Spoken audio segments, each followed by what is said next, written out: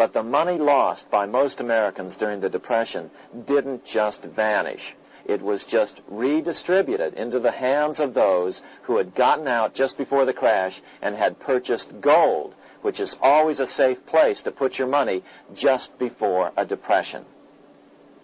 But America's money also went overseas.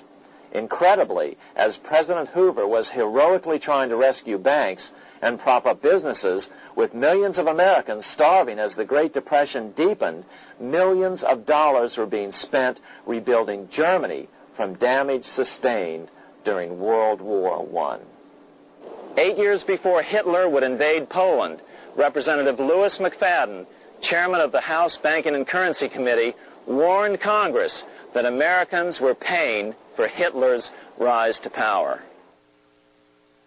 After World War I, Germany fell into the hands of the German international bankers. Those bankers bought her, and they now own her lock, stock, and barrel. They have purchased her industries, they have mortgages on her soil, they control her production, they control all her public utilities.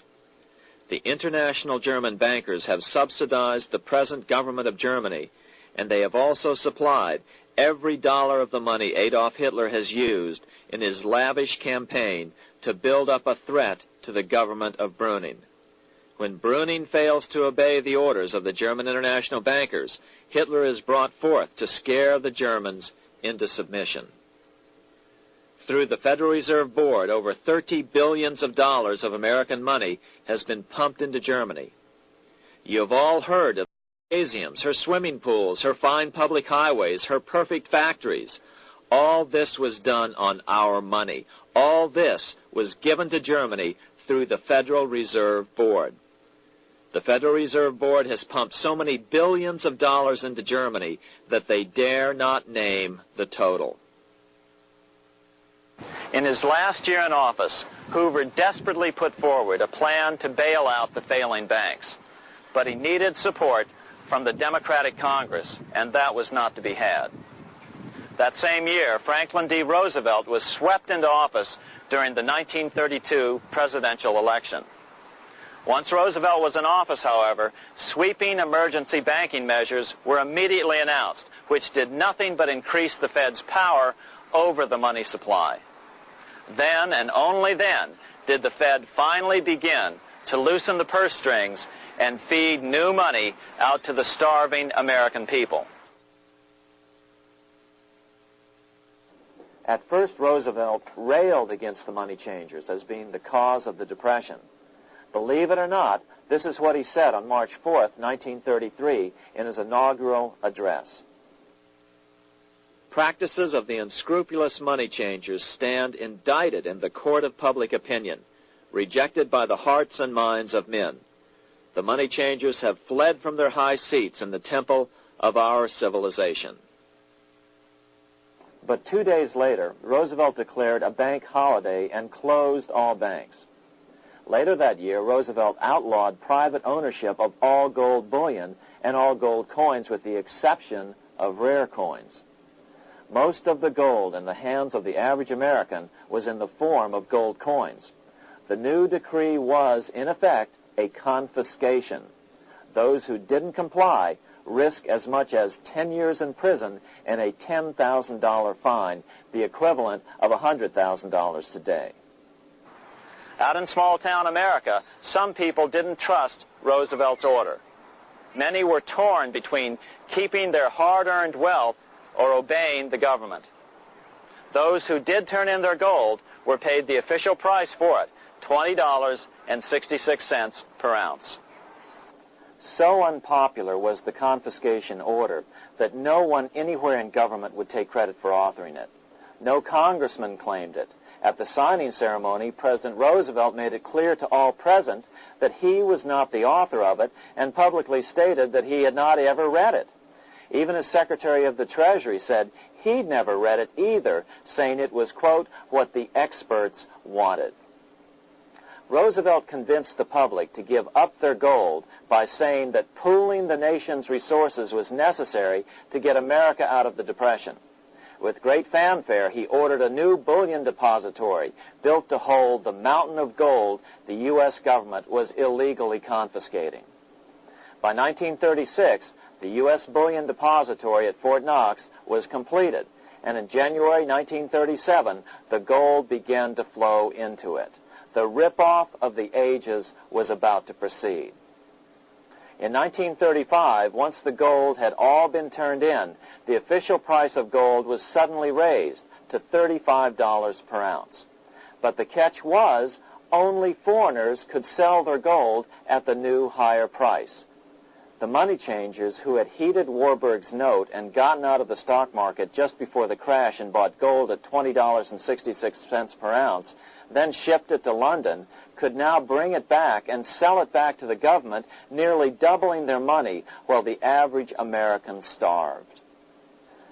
The Fort Knox Bullion Depository sits here in the middle of the Fort Knox Military Reservation, 30 miles southwest of Louisville, Kentucky. This was as close as we were permitted to get to the depository despite years of letters from members of Congress to allow our film crew inside. The 4-acre grounds immediately surrounding the building are guarded by an electrified steel fence, an open moat, and 4 machine-gun-armed guard pillboxes at the structure's corners.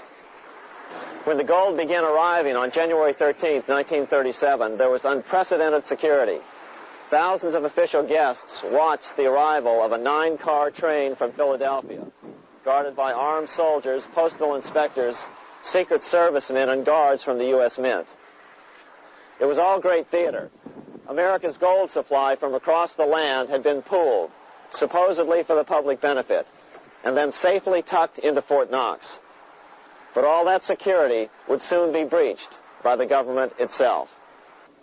Now the stage was set for a really big war, one which would pile up debt far beyond that of World War I. For example, in 1944 alone, the U.S. national income was only $183 billion, yet $103 billion was spent on the war. This was 30 times the spending rate during World War I. In fact, the American taxpayer picked up 55% of the total Allied cost of the war. But equally important, virtually every nation involved in World War II greatly multiplied their debt.